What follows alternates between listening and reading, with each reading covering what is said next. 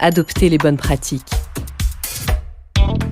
Imaginez trouver un guide pour adopter des pratiques plus durables et éthiques pour votre organisation. C'est ce que propose la certification B Corp. Son référentiel permet à tous les acteurs du tourisme qui souhaitent améliorer l'entreprise de trouver une véritable ligne conductrice. Dans cet épisode, nous avons le plaisir d'accueillir Mathilde Fermaux, responsable programme pédagogie et impact de la branche française de B-Lab. Elle nous dévoile les coulisses de cette certification, son fonctionnement et comment il peut aider à faire évoluer son entreprise. Mathilde, bonjour. Bonjour. Est-ce que vous pouvez nous donner une brève présentation de cette certification B Corp ? Bien sûr. Ce que j'aime bien rappeler en introduction, en tout premier, c'est d'abord qu'il s'agit d'une certification entreprise et non d'une certification produit. On s'adresse à des organisations à but lucratif, de toute taille, tout secteur, comme par exemple le tourisme.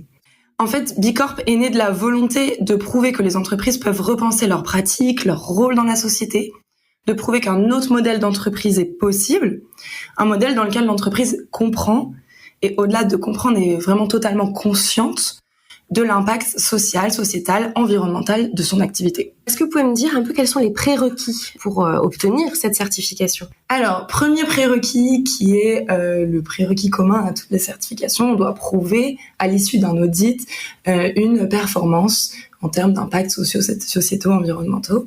Mais ensuite, peut-être un peu plus méconnu dans le cadre de la certification B Corp, on demande également aux entreprises de s'engager juridiquement en modifiant ses statuts pour y intégrer, alors plusieurs phrases que je vais pas citer, mais qui disent que l'entreprise s'engage à prendre en compte l'impact de ses activités sur ses différentes parties prenantes. Et ça peut être utile par exemple en cas de changement de gouvernance, j'imagine. Oui, l'objectif vraiment de cet engagement juridique, c'est de pérenniser dans les statuts, donc dans les textes constitutifs de l'entreprise, cet engagement vis-à-vis d'une mission vers le bien commun.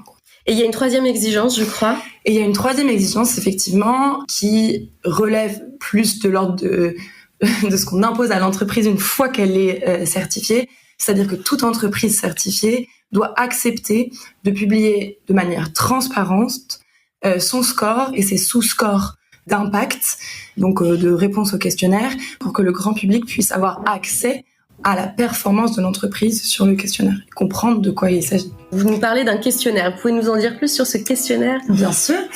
C'est un questionnaire qui est donc disponible en ligne gratuitement. Ça, c'est hyper important pour nous en tant qu'ONG, puisque rendre ce questionnaire disponible gratuitement au-delà de la démarche de certification, ça nous permet de toucher des entreprises qui n'ont pas forcément envie ou le niveau de maturité pour aller jusqu'à la certification, mais elles peuvent quand même utiliser ce questionnaire. Ben oui, alors justement, c'est quoi les thématiques, les thèmes et en quoi, effectivement, ça va notamment concerner les professionnels du tourisme et les amener à se questionner ? Tout d'abord, on va regarder comment l'entreprise s'est structurée en termes de gouvernance, j'entends, pour prendre en compte la performance sociale, sociétale, environnementale dans ses prises de décision stratégiques. Comment elle va s'assurer que les décisions prises répondent aux problématiques et aux besoins des différentes parties prenantes de l'entreprise. Quand je dis parties prenantes, c'est un terme un peu jargonneux de la RSE. J'entends toutes les personnes ou tous les groupes de personnes avec lesquelles une entreprise va avoir des interactions. Si on prend l'exemple d'une maison de vin, mais ça vaut pour toute autre entreprise qui accueillerait des visiteurs, par exemple, on va avoir ces parties prenantes internes, donc ses collaborateurs. On va avoir parties prenantes externes, traditionnelles, donc les fournisseurs, les clients, les visiteurs. Et puis, on va également avoir plein d'autres parties prenantes possibles, les habitants du village, les partenaires publics, la collectivité locale, des associations locales peut-être, ou voire des associations qui ont des choses à dire sur leur activité, par exemple des spécialistes de la biodiversité. En fait, c'est vraiment toutes les personnes qui vont avoir des relations ou des interactions avec les activités de l'entreprise. Et ce qui va être intéressant, et si je prends toujours le cadre de cette maison de vin, ça va aller être de créer une instance, un comité, un moment en tout cas, pour mettre toutes ces parties prenantes autour de la table, pour pouvoir justement comprendre leurs besoins, comprendre leurs problématiques, comprendre ce qu'elles attendent de l'entreprise et en retour permettre à l'entreprise de poser des questions à ces parties prenantes pour comprendre leur avis sur leurs grands enjeux stratégiques, sur les décisions qu'elles doivent prendre pour les prochaines années, pour aller dans le sens de leurs objectifs de développement durable. Et donc c'est ça que va proposer ce volet-là du questionnaire, ça va être d'interroger comment l'entreprise va inclure dans la prise de décision ces différentes parties prenantes. Alors ça, c'est pour la partie gouvernance. Alors ensuite, il y a d'autres thématiques. Exactement. Ensuite, on va aller regarder, alors justement, je citais les parties prenantes. La première qu'on va aller regarder, c'est celle des collaborateurs.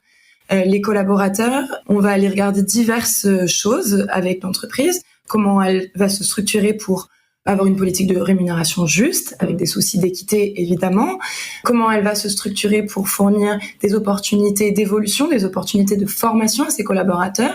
On va aussi regarder tous les avantages sociaux qu'elle peut proposer en termes de bien-être, en termes de santé. Alors en France, on a un cadre juridique qui est déjà assez avantageux pour ces questions-là, mais il n'empêche, on peut toujours aller plus loin. Et on va aussi regarder toutes les questions de satisfaction des collaborateurs.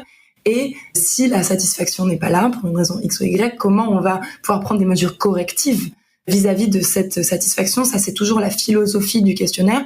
On va vous demander si vous avez des politiques en place, mais on va aussi aller regarder comment ces politiques s'appliquent dans le concret, dans le quotidien de l'entreprise. Et puis ensuite, il y a les collectivités, il me semble.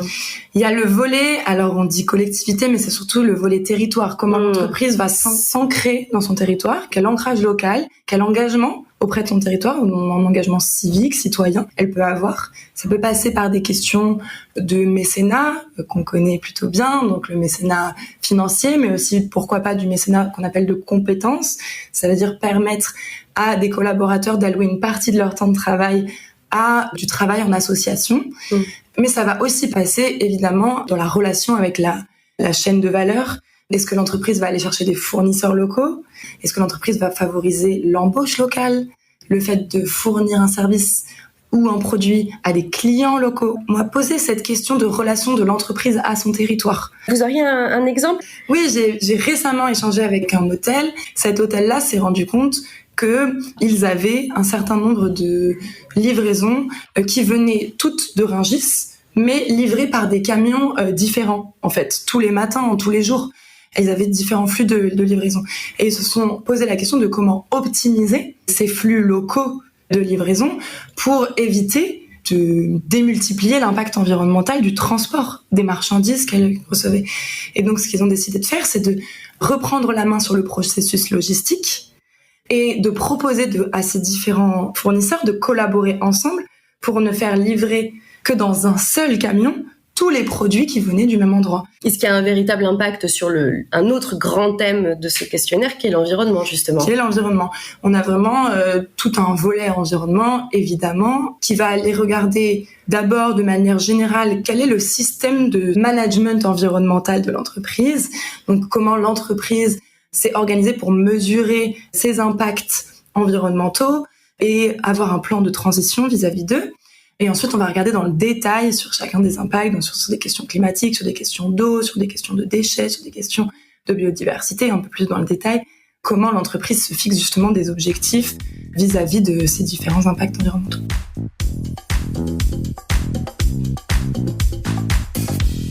Et en bout de chaîne, j'imagine, il y a les clients aussi. Et il y a les clients, effectivement, avec lesquels on a une problématique principale qui est celle de la protection des données. Et on va aller quand même un peu plus loin que la simple protection de ces données, puisqu'on va aussi demander à l'entreprise de s'interroger sur l'impact de son produit ou de son service vis-à-vis de ses clients. Est-ce que l'entreprise s'interroge, fait des recherches, essaye de comprendre concrètement comment son produit ou service impacte le quotidien de son client, en positif ou en négatif, et comment faire des choix vis-à-vis de ça. Et vous auriez un exemple, justement ? Sur une entreprise du tourisme, par exemple, on va avoir le volet qui va être celui de comment j'aide mes clients, alors je dis clients pour rester générique, à se développer d'un point de vue culturel. On va pouvoir venir valoriser dans les différentes questions du questionnaire si une entreprise a décidé de fournir un service ou un produit qui explicitement cherche à aider les clients à augmenter leur connaissance culturelle, avoir accès à la culture, là où ils auraient pu ne pas y avoir accès sur un territoire, etc. Je comprends qu'effectivement cette certification permet d'enclencher en fait un mouvement d'évolution très important pour les entreprises. Est-ce qu'il y a d'autres bénéfices secondaires pour les entreprises ? Oui, certaines entreprises, elles sont nombreuses d'ailleurs à nous faire le retour que sur la marque employeur, l'obtention de la certification peut avoir un impact. On a des entreprises qui nous disent avoir des questions de la part des candidats qui viennent un peu titiller cette certification, ce que ça veut dire pour l'entreprise, comment elle le vit concrètement. Et après, il y a plein d'autres raisons de s'engager dans cette démarche. Certains vont chercher plus un volet communautaire dans le sens où ils vont avoir envie d'interagir avec d'autres entreprises qui souhaitent avoir ce même niveau d'engagement et d'exigence vis-à-vis d'elles. Et nous, on anime ça au sein de la communauté Bicorp. Il y a pas mal de bénéfices à l'obtention de cette certification, mais qui dépendent vraiment de l'entreprise, en réalité. Merci beaucoup Mathilde. Merci à vous. Je retiens les bonnes pratiques. 1. Les entreprises peuvent utiliser le référentiel pour se poser les bonnes questions et améliorer leur fonctionnement. Jetez-y un œil et voyez si ça vous parle. 2. La certification Bicorp est une reconnaissance d'une organisation à 360 degrés plutôt qu'un simple label produit. Il est accessible à toutes les entreprises et tout à fait adapté au secteur touristique. Et 3. Obtenir la certification Bicorp n'est pas une fin en soi, mais le début d'une démarche d'amélioration continue. Les entreprises sont encouragées à faire toujours mieux. Merci encore Mathilde et merci à vous pour votre écoute. Pour ne rien manquer des conseils de nos experts, pensez à vous abonner à notre chaîne de podcast Explore Grand Est Academy et n'oubliez pas de mettre des étoiles si cet épisode vous a été utile. C'était Adopter les bonnes pratiques, un podcast de l'Agence régionale du tourisme Grand Est. Rendez-vous dans 15 jours pour un nouvel épisode.